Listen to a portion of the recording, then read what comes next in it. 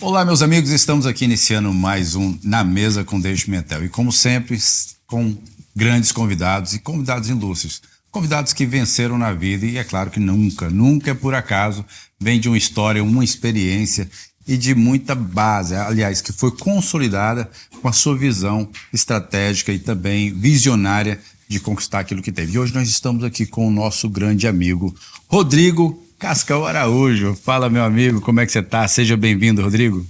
Oi, David, tudo bem? Prazer estar aqui com você. Isso aí, hoje eu quero saber da sua história. Eu tenho certeza que a sua história vai ser muito inspiradora para os nossos telespectadores, nossos ouvintes que escutam na rádio.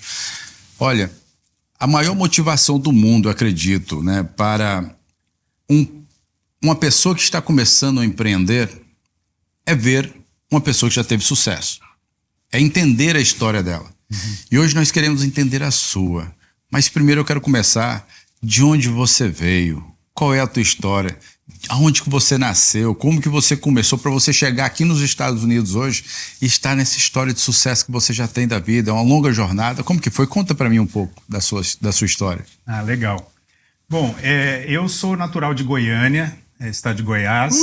Terra boa, terra do piqui. Eu morei em Goiânia até os meus 18 anos e nessa época, eu sempre gostei muito de computação. Desde menino, eu era apaixonado por computação, por computador, sempre...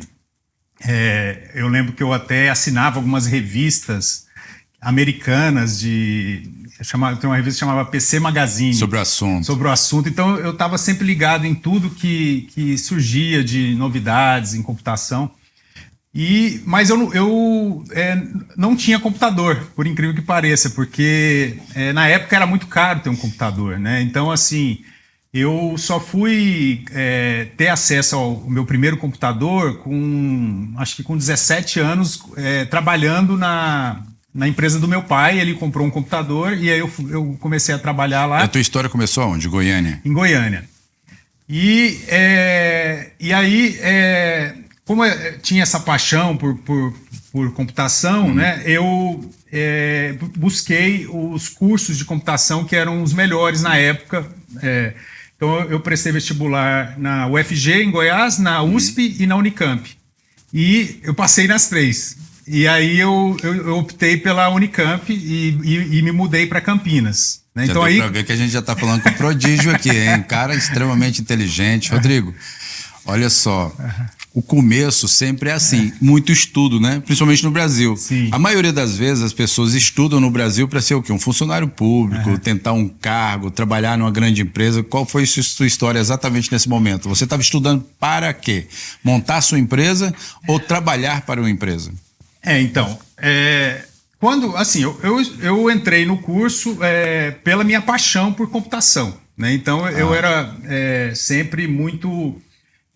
envolvido principalmente nas matérias relacionadas com programação, com computação. Mas eu também sempre tive esse meu lado de empreendedor. Eu me lembro que até antes de mudar para Campinas, quando eu estava trabalhando nessa empresa do meu pai, que é uma imobiliária, eu desenvolvi um aplicativo, um software para gestão de loteamentos, que ele trabalhava com loteamentos. E aí eu quis transformar isso num produto e vender para outras imobiliárias. Eu lembro que eu saí até a campo buscando outras imobiliárias. Tentando vender o sistema. E acabei conseguindo vender para umas 2 ou 3 imobiliárias de Goiânia na época. Então, assim, sempre tive esse lado de empreender, de desenvolver. Eu queria fazer as coisas, mas ao mesmo tempo eu achava que, já que eu vou desenvolver um programa, por que não fazer um programa que eu possa vender, que eu possa usar em mais negócios, e não ficar restrito a só um negócio, né? E aí eu comecei os primeiros, assim, vamos dizer, trabalhos que eu fiz foi na Unicamp mesmo, na empresa Júnior. Né? Tinha uma empresa Júnior que ajudava, que vendia projetos de desenvolvimento de software para empresas da região. E esses projetos eram desenvolvidos pelos alunos. Sim. Então, eu desenvolvi alguns projetos como programador, né? E com isso eu fui juntando algum dinheiro. E com esse dinheiro que eu fui juntando, eu decidi junto com um colega que morava comigo na época, de fundar uma empresa, né? A minha primeira empresa.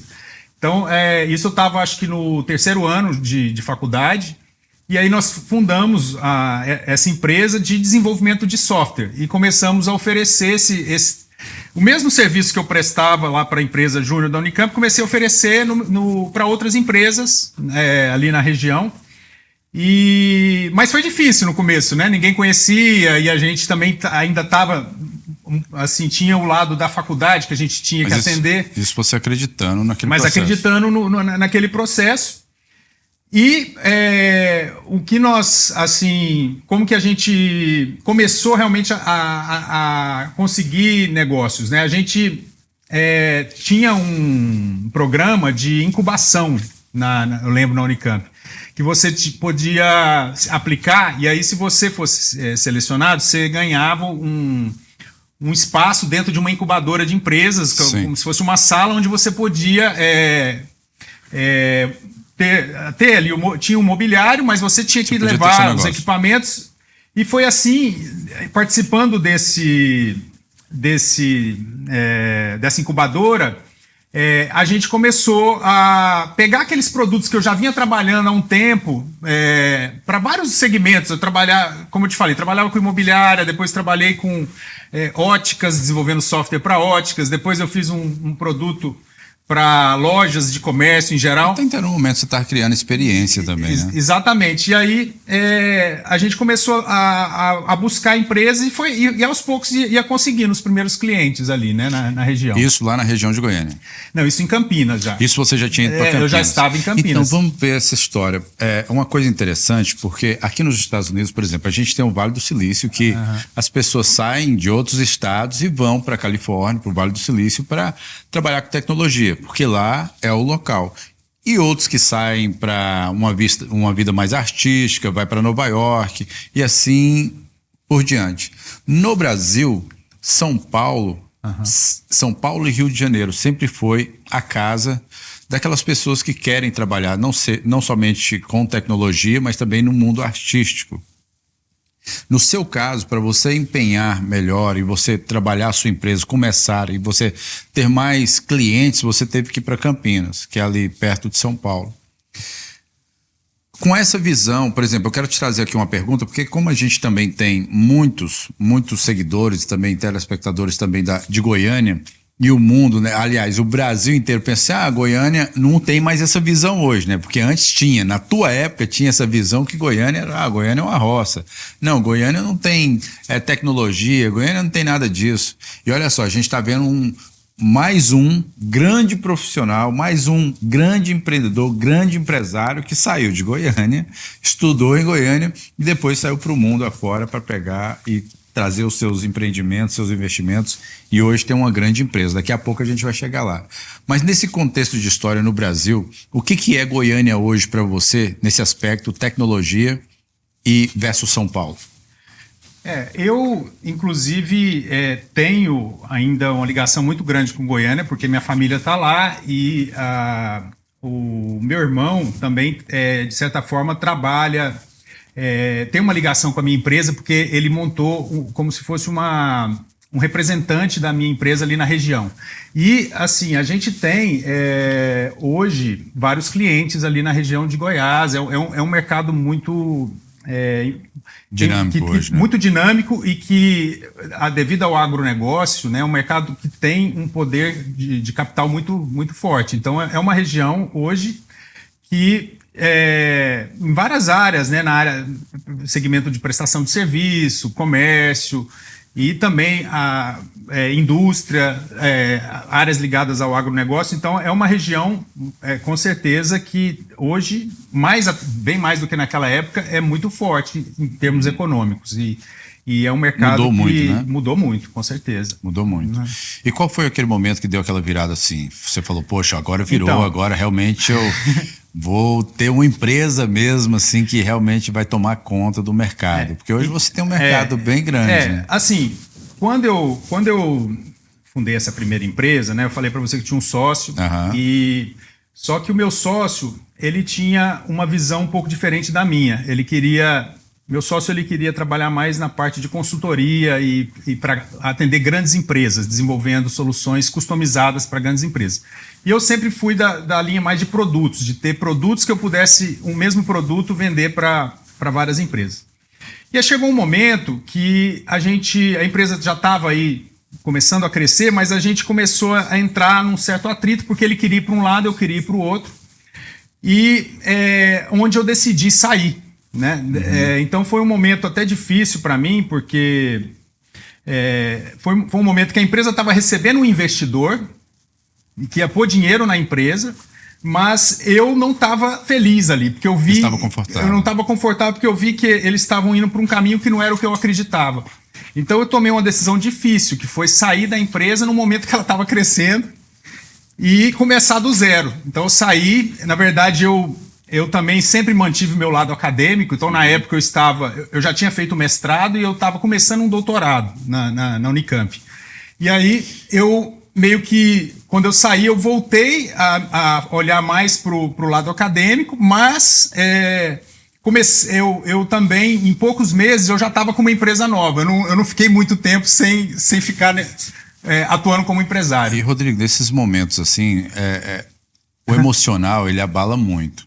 Sim. O que te levou naquele momento? Por exemplo, você separou, exato, claro, do seu sócio, você teve que começar de novo, você estava num momento onde você já estava prestes a receber investimentos na empresa, mas existiu aquele colapso que realmente você parou, pensou, vou tomar uma decisão, eu não vou caminhar mais junto com ele, vou me separar e vou montar meu próprio negócio e daí eu vou começar tudo novamente. Exato. Hoje nós vemos isso acontecer frequentemente, nós vemos pessoas hoje se unindo, fazendo sociedades. Essa decisão que você tomou foi muito importante e muito pesada. Qual é o sentimento e como lidar com isso hoje? Porque eu vejo muitos empresários que estão exatamente nesse momento que você já viveu. Para você, hoje, no seu aspecto, na sua visão, isso para você foi bom, foi ruim naquele momento? Então, eu acho assim, eu sempre, como eu te falei, eu sempre gostei de computação, mas ao mesmo tempo que eu gostei de computação, eu tinha que fazer algo que eu gostasse também, que eu acreditasse ali para o negócio. E eu estava numa fase que eu não estava feliz, porque eu não estava fazendo o que eu gostava, o que eu queria, o que eu acreditava, né? Por mais que eu tinha liberdade, porque eu era dono da empresa e eu podia escolher isso, mas ficava sempre aquela divisão dentro da empresa, né? Uma parte dos funcionários queria ir para um lado, outra parte ficava comigo. Então, assim, como eu percebi que esse investidor que entrou ia dar mais foco no outro lado, que era o que eu não queria, né? Então eu decidi sair. Eu não quis atrapalhar a empresa. Eu nem tirei nenhum funcionário da empresa, eu não tirei nenhum cliente. Isso aí. Eu simplesmente saí e deixei eles seguirem o caminho deles e comecei do zero. Inclusive, na época, até eu saí sem nada mesmo, porque o investidor também acabou não querendo acertar da forma correta comigo. Então, eu Deixou para lá. Deixei isso para lá e comecei uma outra. Frente, começo de novo. A minha mentalidade, o meu foco é maior, eu tenho que tomar conta da minha mente, isso mesmo, e vou embora. Isso. É lógico que eu tive um período de depressão, né, nessa saída. Adoece, né? Fiquei mais ou menos um mês ali, realmente eu emagreci bastante, foi um período difícil, mas graças a Deus a minha esposa também me deu muita força e meu irmão também, meu irmão que também na época foi muito importante, o apoio moral que ele me deu, e isso me ajudou, né?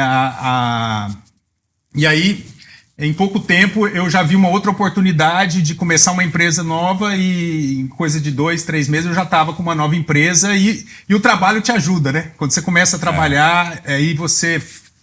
Eu gosto muito, sou muito dedicado naquilo que eu faço, então rapidamente eu me passei por essa fase. Isso aí, não tem nada fácil não, meus amigos. Olha, tá vendo aí?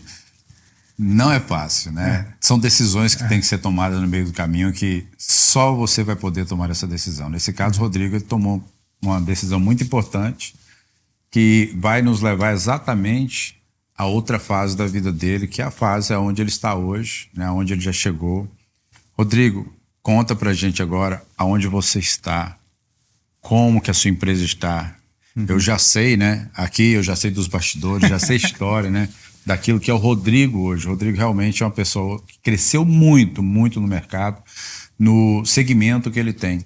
Rodrigo, conta pra gente agora essa fase aí, essa fase boa, hoje está morando nos Estados Unidos, olha só, está vivendo uma vida totalmente diferente daquela que ele imaginava lá em Goiânia, quando ele começou, mas com um grande propósito, conseguiu chegar lá. Fala pra gente hoje. Qual é o mercado que você abraça hoje? Vou te contar como que começou essa nova empresa, que é a que eu tenho até hoje. Isso tem 20 anos. Começou 20 anos atrás. Então, lá em Campinas. Lá em Campinas. Justamente quando eu passei por essa saída da empresa, da primeira empresa que eu fundei, e como eu te falei, eu estava nessa época fazendo doutorado em engenharia da computação na Unicamp. E por acaso me deparei com um artigo sobre T-Learning, que é um T-Learning. Na época se falava muito em e-learning, que é o ensino à distância, educação à distância, e eu gostava muito disso.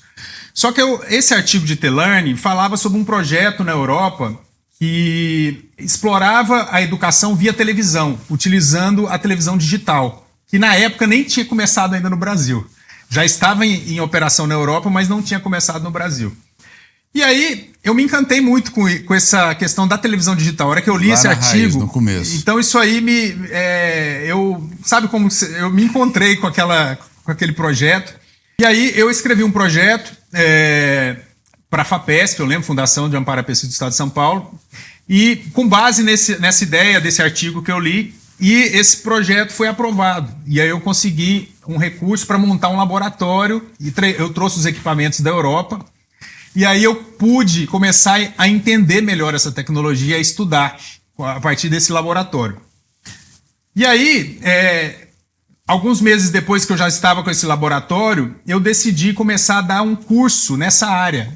E eu divulguei o curso por uma lista que eu consegui num evento da Unicamp, que tinha falava sobre TV digital e tinha um público-alvo, eu consegui essa lista.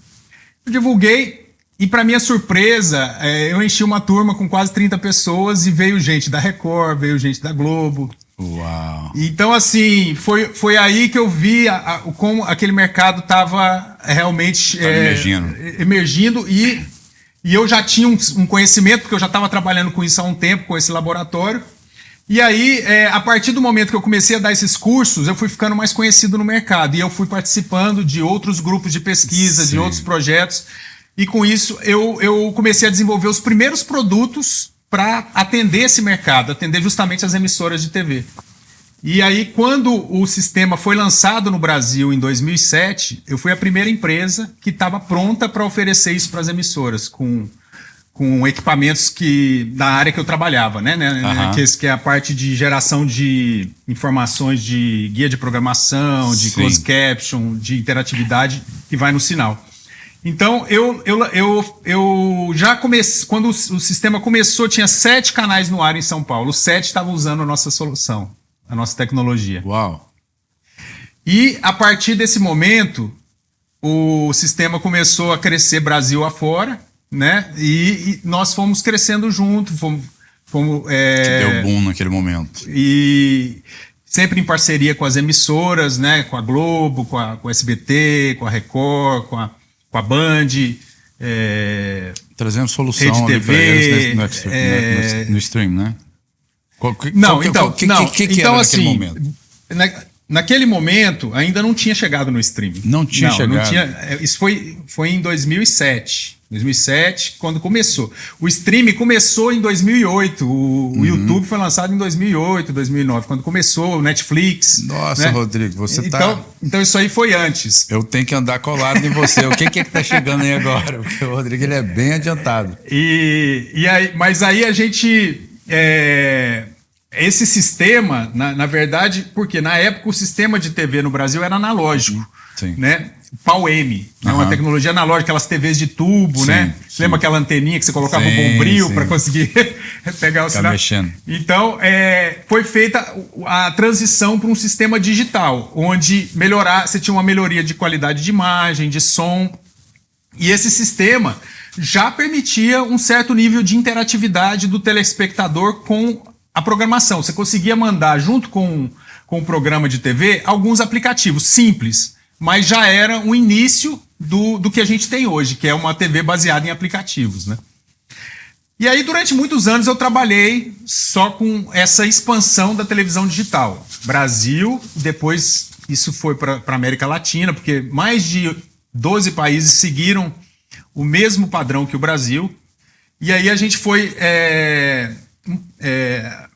expandindo a minha empresa, a minha equipe, e a gente foi trabalhando com vários parceiros também na América Latina e foi disseminando essa tecnologia em toda a América Latina. Nesse meio tempo, começou a crescer o streaming. O streaming começou a criar mais importância, a gente percebia que as pessoas estavam assistindo mais Netflix, YouTube, e então eu fui me adaptando, eu fui começando a estudar essas tecnologias de streaming. Num primeiro momento eu queria dar uma opção para as emissoras que eram minhas clientes para utilizar o streaming, mas acabou que eu comecei a ter clientes em outros segmentos que eu nem imaginava. Então eu comecei a ter clientes na área educacional, universidades que queriam transmitir cursos, palestras.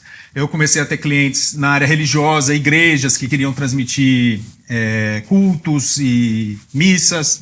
Eu comecei a ter clientes, provedores de internet que queriam transmitir canais para os assinantes. E aí a gente foi adaptando essa nossa solução para atender diferentes segmentos. Mas aí eu vou chegar agora de como que eu vim parar aqui nos Estados Unidos. Sim. Bom, a televisão, então, teve essa transição da primeira geração de TV digital, né, que foi da analógica para digital. 3 anos atrás, o Brasil já tá com a televisão digital praticamente toda consolidada e implantada. E aí eu participo do Fórum da Televisão Digital. Eu sou fundador do Fórum, que é a entidade no Brasil que define as normas técnicas da televisão digital. E aí, dentro do Fórum da Televisão Digital, iniciou um projeto para desenvolver a nova geração de televisão digital, que é chamada de TV 3.0. E aí, eu estava envolvido com o Fórum e eu percebi que a TV digital 3.0 brasileira seria fortemente baseada na televisão no padrão americano, que é o chamado ATSC 3.0. Então, na época, eu já vinha muito para os Estados Unidos, que eu tinha uma casa em Orlando, de férias, né? E eu também, o lado pessoal, familiar também, as minhas filhas estavam entrando na fase assim já de colegial, de high school. Então, eu falei, acho que é uma boa a gente ir para os Estados Unidos. Eu quero montar um laboratório para estudar esse padrão e para eu poder também ver o que eles estão fazendo lá para trazer aqui para o Brasil e também eu achei que já estava na hora da empresa vir aqui para os Estados Unidos mesmo e trazer o que a gente já estava tendo de resultado positivo em toda a América Latina, trazer aqui para o mercado americano também. Então foi aí que eu tomei a decisão de me mudar para cá, e tem 3 anos, abri esse laboratório. E, passados 3 anos, né, hoje o Brasil já adotou oficialmente a televisão 3.0 e justamente o padrão é baseado no padrão americano. Então, hoje, a minha empresa é uma das empresas que está no estágio mais avançado no Brasil com essa tecnologia, porque nós já estamos estudando isso há 3 anos e já temos produto pronto para ajudar as emissoras nessa transição. Isso é impressionante, né, Rodrigo? Agora, com tudo isso acontecendo no mundo, é claro que toda a tecnologia, né, que está sendo introduzida agora no mercado, que vem uma avalanche aí de muitas novidades. Qual é a sua expectativa para o futuro, até mesmo do streaming?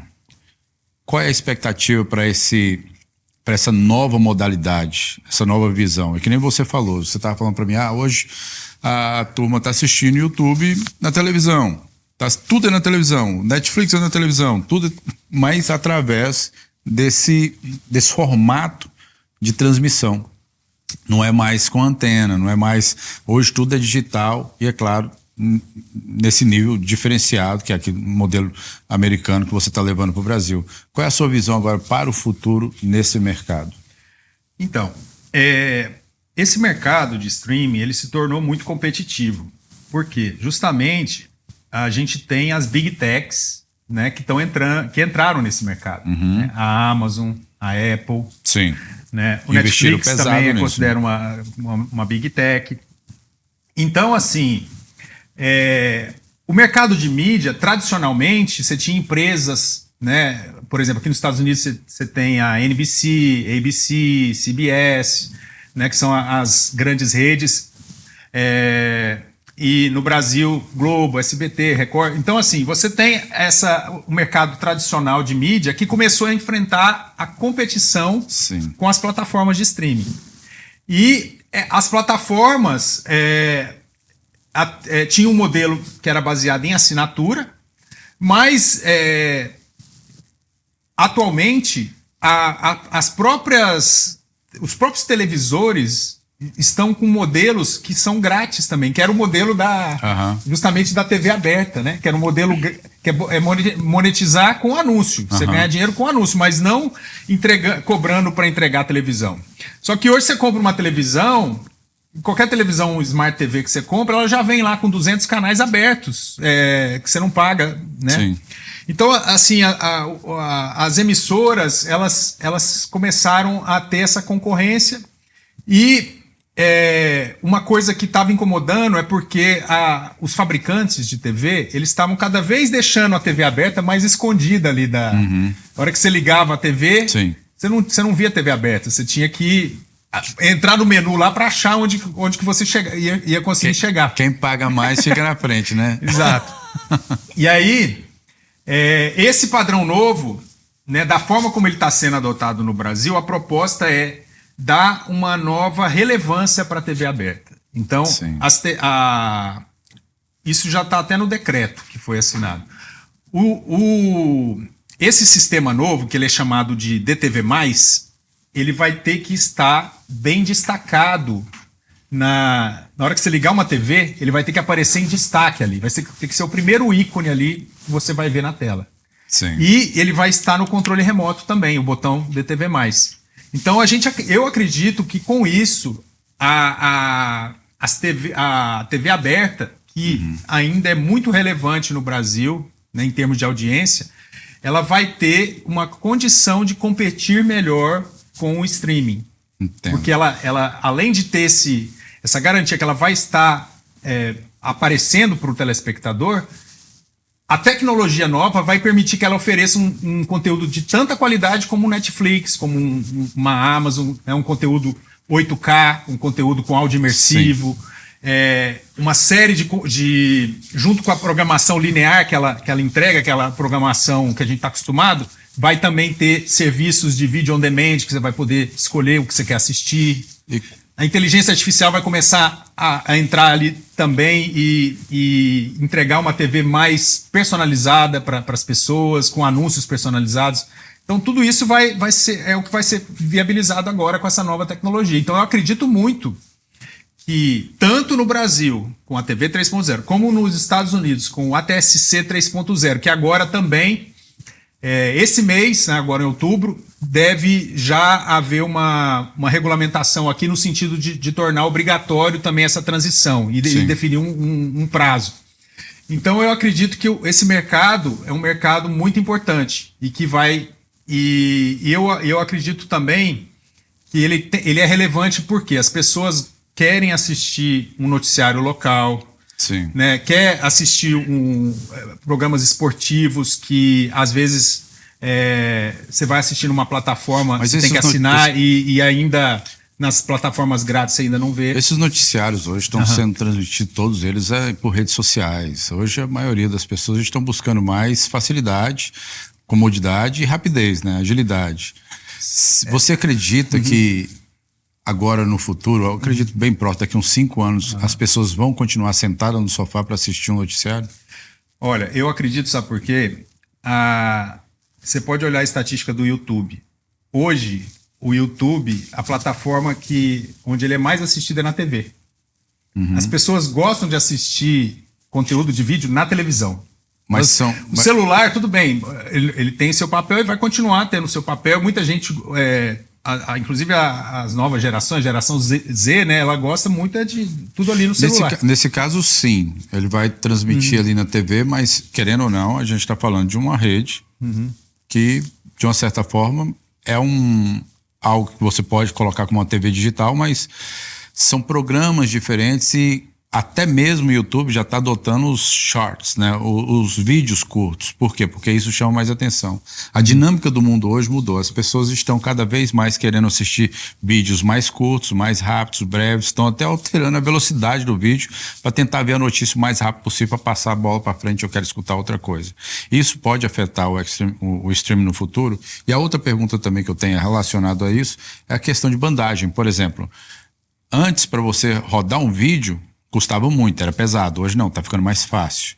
Mas querendo ou não, por causa da tecnologia, a qualidade cada vez maior dos vídeos, a gente está falando de 4K, a gente falou depois de 8K, está chegando aí uma nova, o que é ainda maior, né, de vídeo, qualidade.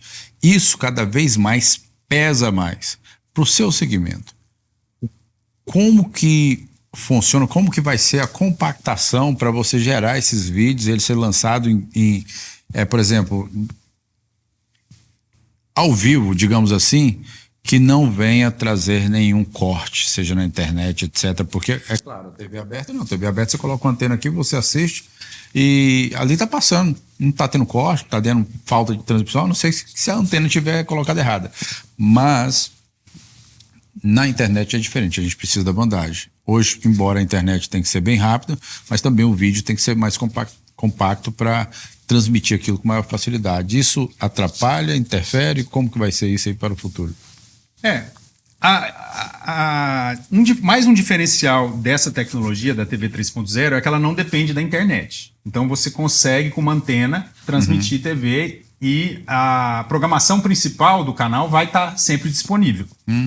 Então você, inclusive, a nova tecnologia, você não vai nem precisar de uma antena externa. Uma antena interna que vem integrada na TV. Então você ligou a TV, você já está assistindo. Você não vai precisar instalar uma antena fora da sua casa, puxar um cabo, nada disso. Entendi. Então ela vai funcionar mais ou menos como uma antena de celular, que onde você está, você pega.